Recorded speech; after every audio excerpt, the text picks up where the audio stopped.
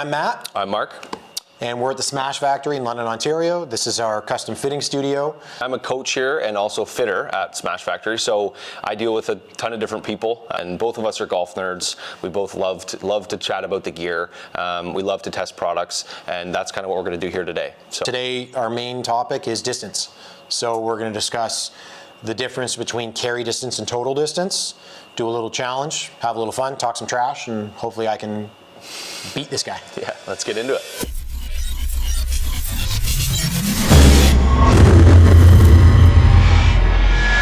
So we're gonna do a little challenge today. Matt's hurt his wrist because he was fighting with a UFC fighter. So we're just gonna keep it light. We're gonna keep it under 130 yards, 140 yards at most, where he might have a chance to beat me because I'm not in the best shape either. So we'll see. I don't win a lot. Yeah. Yeah, so essentially our goal is to blend a challenge. You'll get to know us a little bit. We're gonna sort of blend a challenge in some golf situations with some fitting, with some instruction, kind of put it all together. So we're going to try and appeal to the gearheads. We're going to appeal to the people who just love instruction, and hopefully we'll appeal to some people who will like to watch me beat Mark and ruin his day. Yeah, don't worry. It's not going to happen too often, so mark your calendars. But yeah, so we'll do a couple of different yardages. We'll talk about a few different things that are pertinent to hitting wedge shots like this. Spin rates are a big one. Obviously, the lie that you have is really important. Yep. Here we've got a perfect lie, so there's no excuses, but we can talk about some things that happen on the golf course compared to just a perfect fitting studio like this. We've got a bunch of emails that have come in with questions. And the most popular question always relates to distance. So anybody books a fitting, 90% of the fittings are, I would like to hit it further. Yeah. 0% of the people that have booked fittings have said, I wish I could hit it shorter. Nobody ever wants to do that. Yeah. First topic we're going to talk about is distance. Yeah.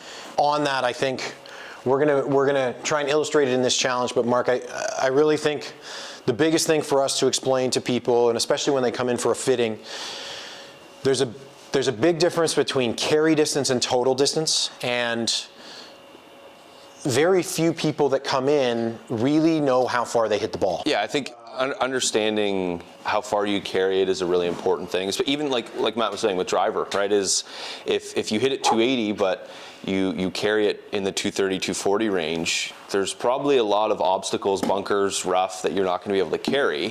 And if your golf ball's rolling out 50 yards and you play any sort of dog leg, you've got to now shape it into that hole, and that can be difficult for some people. And I mean, I think that's where understanding the difference between the two is one of the most important things that basically the difference between a decent amateur golfer and a professional golfer is they understand those numbers to a T. And in conjunction with their caddies, they discuss things in certain situations, and obviously some people talk about things more in depth and some people talk about it kind of just willy-nilly. And in this case, let's talk irons. I know most people are interested in drivers, and we'll do a lot of stuff with drivers, some fun challenges, but in this case, we'll talk about irons and carry and total, because even though driving the ball is fun, bombing it is fun, you hit your irons a lot more than you hit your driver. Yeah.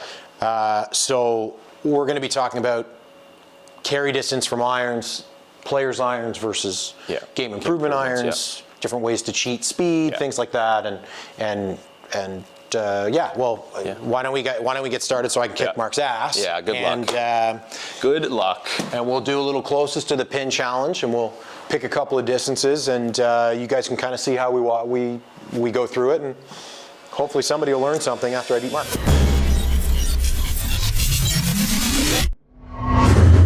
Let me just take off wind. Let's play in a dome here. Yeah. And what's the number you want to hit it to? For the first one? Yeah. I mean, you're hitting pitching wedge there, so I'm just like 130, 135. 130? Yeah, okay. Sounds good. Good with me. Okay. Why don't we start here? You want me to go first? Yeah, go ahead. Okay. Go ahead. So, show me what first challenge at 130 yards, closest to. So in this case here, we've got the range set up on our Trackman.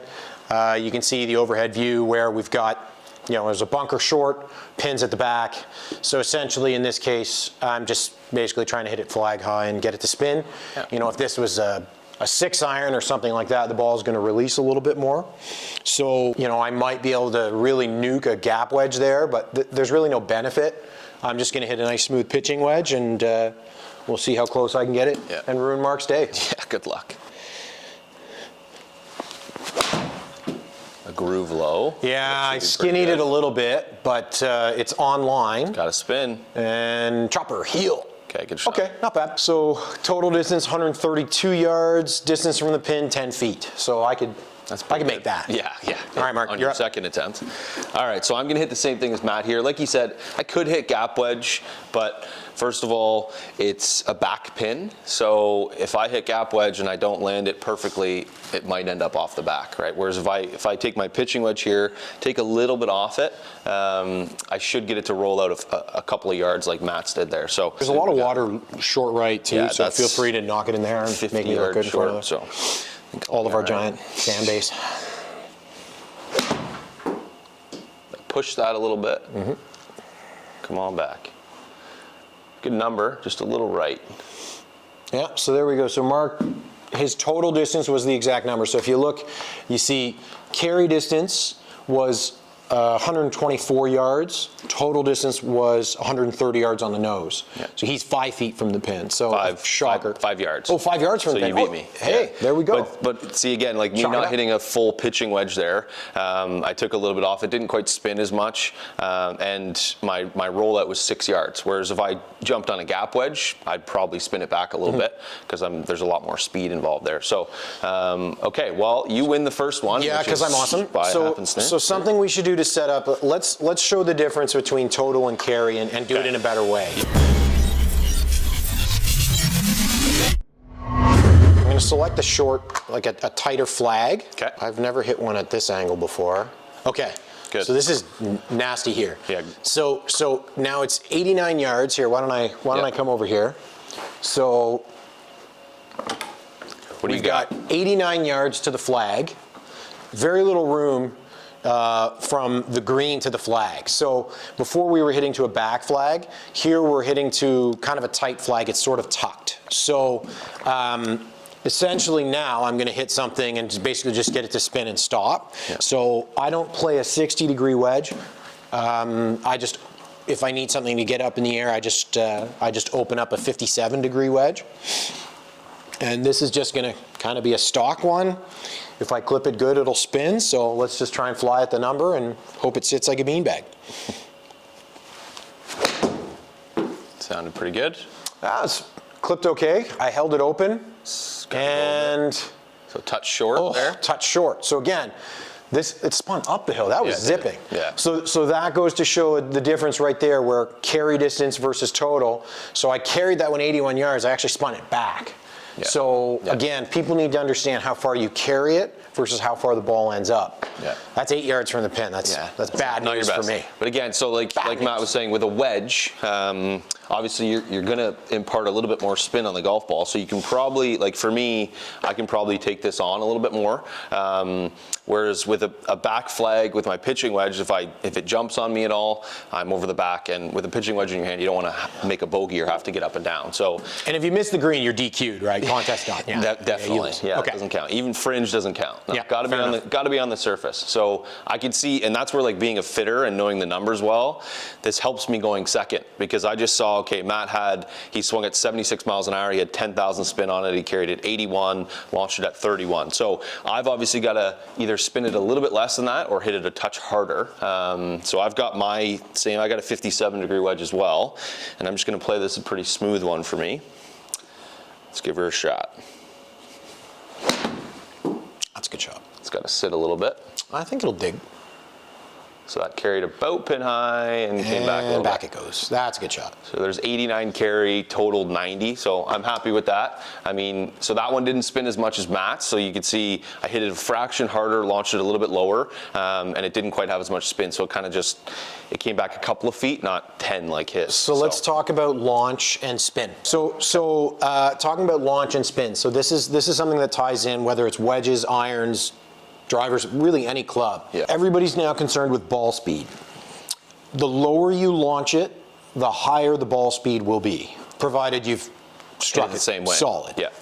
So the lower you launch it, the less it will spin as well, because there's essentially less loft being delivered into the golf ball. It's going to make the ball spin less. What does that mean?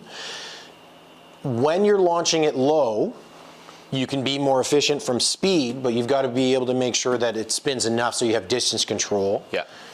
If it's a driver, you have to make sure that it launches high enough that the ball stays in the air long enough. Yeah. So from a wedge perspective, Marc can spin it plenty by launching it low, which is what a lot of great wedge players do. They hit their wedges very low. It still spins enough.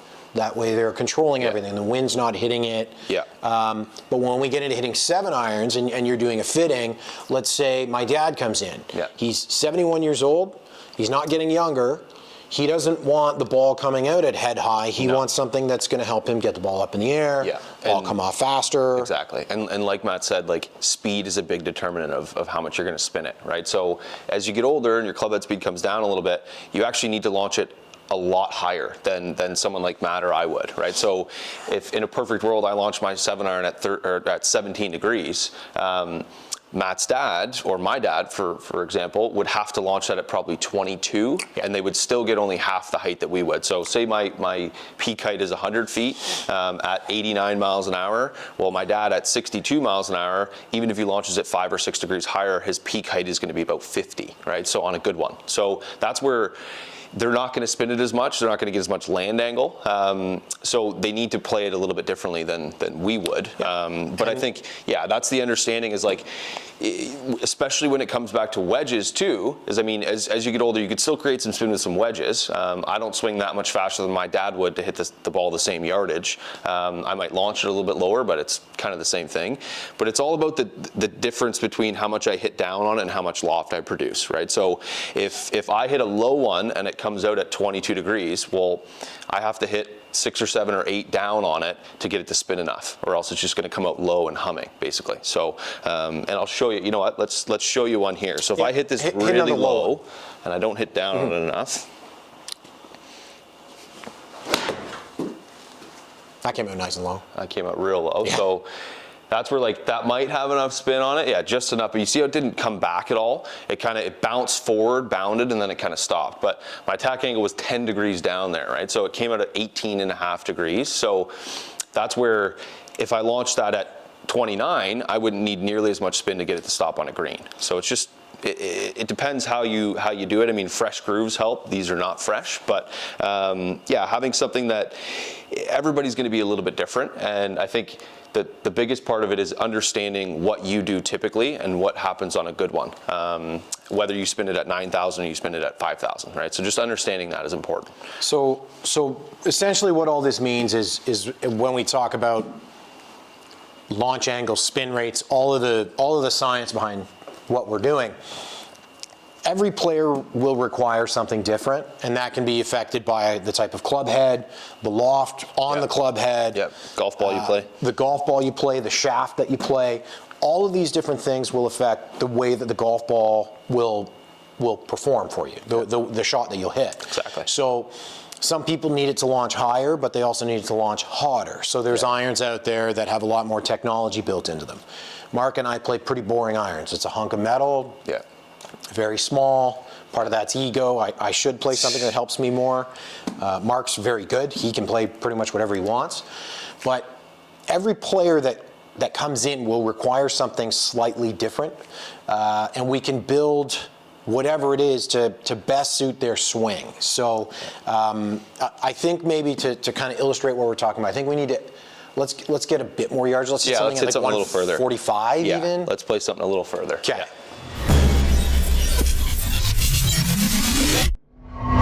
So how about 150 yards? 150, perfect. Yeah. Up Can you handle that with your old bones? My old bones. I know. I think I'm okay. Okay. So and the score right now is 1-1. Yeah. Yeah. So you. I have the honors. You have the honors. Okay. I'm rooting for you. I appreciate it. So, okay, so for example, so this is 150 now. Yeah. So this is obviously a little further. I can't get a pitching wedge there. Maybe in the middle of the summer out of the rough I could, where it spins a little less, but I'm gonna have to hit a pretty solid 9 iron here.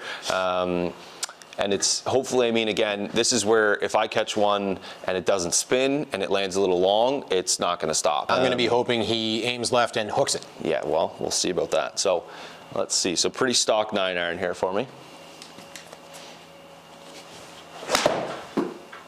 So I didn't hit that great. No, it didn't sound overly solid. No, oh, see, there's the fade. So this is missing in the front. wrong spot. Yeah.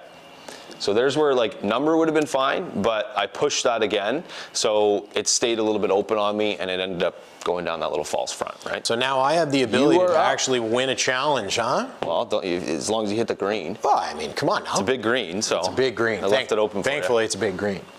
Okay, so. So what are you hitting here? So I'm going to hit 9. I actually wanted to, especially because I'm sore, I wanted to almost like chip an 8-iron, but I feel like that could go worse. Okay. So I'm just going to hit a good solid 9-iron. Generally, I carry 9-iron 147-ish. So, you know, if I land that on the front and it pops up a little bit, yeah, it should be pretty good. So if I can just get my old bones moving. Your old bones, yeah. And we'll see if I can ruin your day, Mark. All right. It's kind of my hobby. That looks pretty good. It might be a touch long if it spins. No, yeah, I didn't quite catch it all, but again.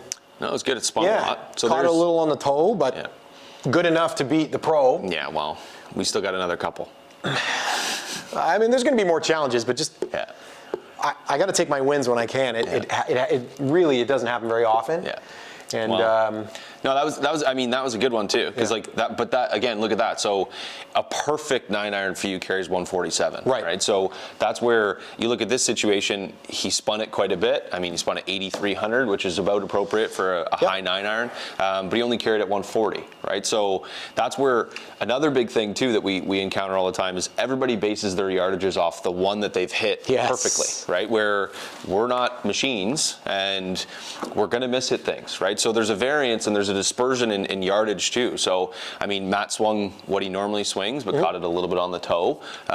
Still spun, still went the right direction, but he lost 6 or 7 yards in the air, right? So that could have been the difference between hitting the green and missing the green. Yeah, you actually hit a better shot. So Mark actually hit it better.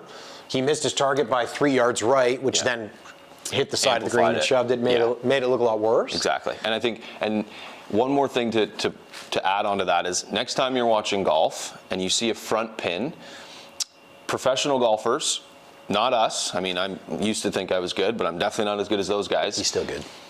They're going to miss the front pin short more often than any other shot on the golf course. So they're going to go, oh, well, I hit my 8-iron 165 and it's 166 flag, I'm going to hit 8.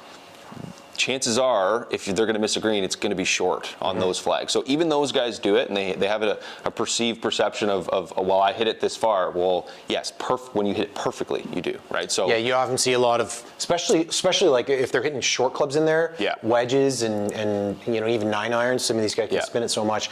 You'll see them land it pin high and then spin it back off to false fronts and things like that. Yeah. You know, we actually saw that this week. Yeah, you see it all the time. On 18. Absolutely. No, and I think that's the one thing is like when you're hitting a wedge to a front pin like that, if you don't have a lie that you think you can spin it or it's in kind of a bowl, you might be able to land it a little long and bring it back, but that takes perfect contact. That takes a lot of good things to happen. So if you're in any bit of rough and you've got a front pin, that's where it can be dicey, even from 70 or 80 yards, right? So even they struggle with that. So just next time you're playing golf and it's a front pin, take an extra one and just swing smooth and see what you get, right? It's always something that I think a lot of people kind of don't think about, so it's important. So just to sum it up, I won, Mark lost. 2-1. So I won. No, but I won. I know. Yeah. So if I won, that means you lost. Which is what the fans want. Yeah, that's what they want. Yeah, they're rooting for the underdog, right? I get it. Yeah.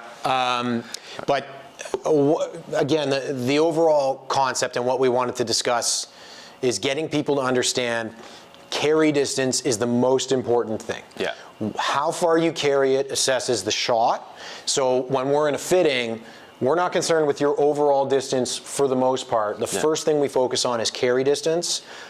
The golf course always changes. Your carry distance, for the most part, should stay the same, provided you're healthy and you're swinging okay.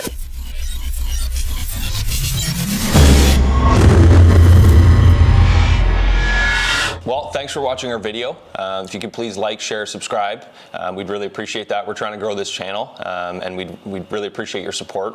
Comment if you have any questions. You can send questions into questions@smashfactory.ca, and hopefully we'll get to yours and answer a couple things on that. And again, thanks for watching, and You guys can see me beat Mark next time. Yeah, exactly.